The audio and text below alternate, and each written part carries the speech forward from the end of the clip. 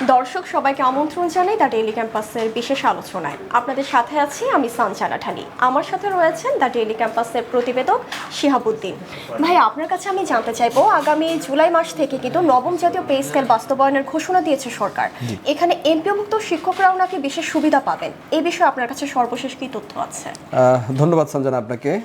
আসলে যখন এমপিওভুক্ত শিক্ষকদের কথা আসে তখন সবসময় অবহেলা বিষয়টি সামনে আসে। তো এই যে নবম যে পে স্কেল, সেই পে স্কেলের ক্ষেত্রেও আমরা সেই অবহেলাই লক্ষ্য করছি। অবহেলাটা কেন লক্ষ্য করছি সেটা একটু বলে আগে। পে স্কেল তো হবে, তো সরকারি চাকরিজীবীদের পে স্কেল কিন্তু 1 জুলাই থেকে সরকার বাস্তবায়নের ঘোষণা দিয়েছে। তারা 1 জুলাই থেকে এটা কার্যকর, যখন যদি পরেও হয় কিন্তু বেতনটা তারা বর্ধিত বেতনটা 1 জুলাই থেকে তারা বকেয়া হিসেবে পাবে। কিন্তু এই 1 জুলাই থেকে যে পে স্কেলটা বাস্তবায়ন হবে সেটা কিন্তু এমপিওভুক্ত শিক্ষকরা কিন্তু এর আওতায় এখনই আসবে না। আগে সরকারি চাকরিজীবীদের পে স্কেলটা বাস্তবায়ন হবে, এরপরে এমপিওভুক্ত শিক্ষকরা বা শিক্ষক কর্মচারী যারা রয়েছেন তারা হচ্ছে পে স্কেলের আওতায় আসবেন। খুব সম্ভবত তাদের জন্য একটা বিশেষ চিঠিও পাঠানো লাগতে পারে, যতটুকু মাউসি আমাদেরকে জানিয়েছে। তো তারা পে স্কেলের আওতায় আসছেন ঠিকই, কিন্তু সেই পে স্কেলটা তাদের কবে থেকে কার্যকর হবে, তারা কবে থেকে পাবেন সেই বিষয়টা অনিশ্চয়তা আছে। এই জন্যই আমি বললাম যে তারা আসলে সব ক্ষেত্রেই অবহেলার শিকার বলা হচ্ছে। এমপিওভুক্ত শিক্ষক কর্মচারীরাও তো হচ্ছে সরকার থেকে বেতনের একটি অংশ পান, যদিও তাদের ভাতা, চিকিৎসা ভাতা কম, বাড়ি ভাড়া অনেক কম, সব কিছুই কম, শুধু বেসিকটা মানে চাকরিজীবীদের যে বেসিক গ্রেড অনুযায়ী যে বেসিকটা, সেই বেসিকটা তারা ঠিকঠাক মতো পান।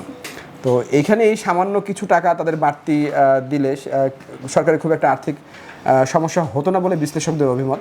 তারপরও রীতি বা রেওয়াজ যেটাকে বলে, যে এর আগে যে 2015 সালে যে পে স্কেলটা হয়েছে সেই পে স্কেল কার্যকর হওয়ার পরেও এমপিওভুক্ত শিক্ষকরা পরে হচ্ছে পে স্কেলটা পেয়েছিলেন, আগে সরকারি চাকরিজীবীরা পেয়েছিল।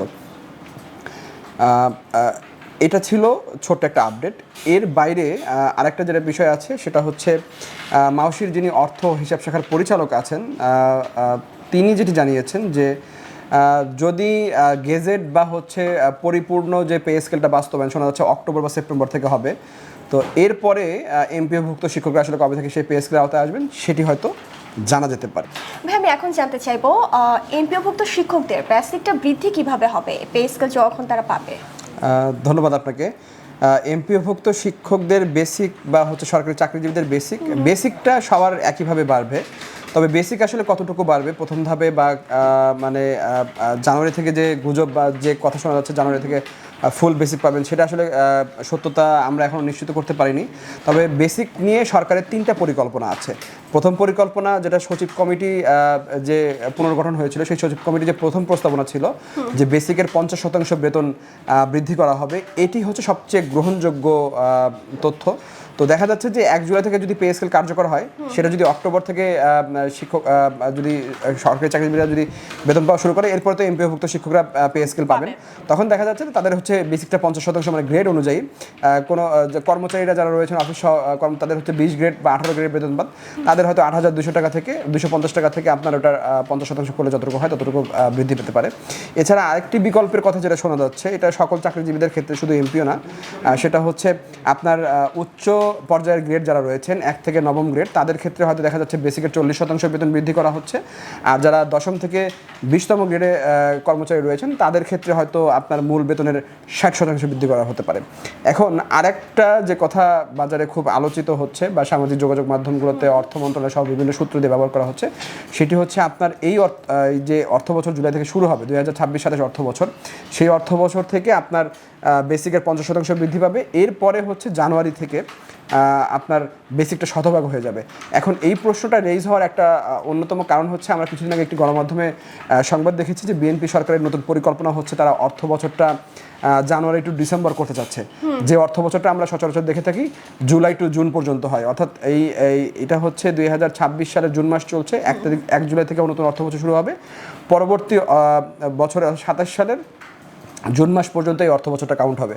অর্থ বছরের হিসেব এভাবে চলছিল, তবে বিএনপির নীতি নির্ধারকরা যেটা চিন্তা করছেন যে অর্থ বছরের যারা যে প্রচলিত যে ব্যবস্থা সেটা পরিবর্তন করে 1 জানুয়ারি থেকে ডিসেম্বর পর্যন্ত তারা হচ্ছে অর্থ বছর হিসাব করবেন।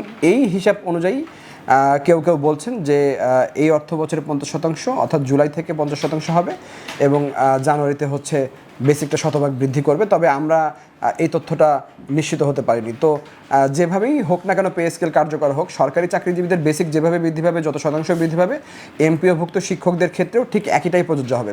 তবে এমপিওভুক্ত শিক্ষকরা আপনার অন্যান্য যে ভাতাগুলো রয়েছে, যেমন হচ্ছে সবচেয়ে বেশি ভাতা বৈষম্যটা হয় হচ্ছে বাড়ি ভাড়ার ক্ষেত্রে। আমরা সচরাচর দেখে থাকি সরকারি চাকরিজীবীরা স্থান এলাকা ভেদে হচ্ছে আপনার 40 থেকে 75% পর্যন্ত বেসিকের সমান হচ্ছে তারা হচ্ছে বাড়ি ভাড়া পেয়ে থাকেন। সিটি কর্পোরেশনের ক্ষেত্রে অর্থাৎ ঢাকা সিটিতে যে অবস্থিত তাহলে তার বেসিকের 70 থেকে 75% এরকম তারা বাড়ি ভাড়া পেয়ে থাকেন। তবে এমপিওভুক্ত শিক্ষকরা 7.5% বাড়ি ভাড়া এখন পাচ্ছেন। 1 জুলাই থেকে তাদের এটা 15% হবে। এটা বৃদ্ধি পাওয়ার সম্ভাবনা খুবই কম। এছাড়া চিকিৎসা ভাতা, যেটা সরকারি চাকরিজীবীদের ক্ষেত্রে খুব সম্ভবত 1500 টাকা করার একটা প্রস্তাব করা হয়েছে, শিক্ষকরা সেটা 500 টাকা পান, শিক্ষকদের সেটা 500 টাকাই থাকছে। এটা বৃদ্ধির বিষয়ে আমাদের কাছে কোনো তথ্য নেই। এছাড়া অন্যান্য যে ভাতা আছে, সেই ভাতাগুলো শিক্ষকদের চাকরিজীবীদের মতো বৃদ্ধি পাবে না, শুধু বেসিকটা বা বেতনটা যেটা সেটা বৃদ্ধি পাবে। সঞ্জনা, ধন্যবাদ ভাই আপনাকে। আপনাকেও ধন্যবাদ। দর্শক, আমাদের আলোচনা এই পর্যন্ত ছিল। এতক্ষণ সঙ্গে থাকার জন্য ধন্যবাদ সবাইকে।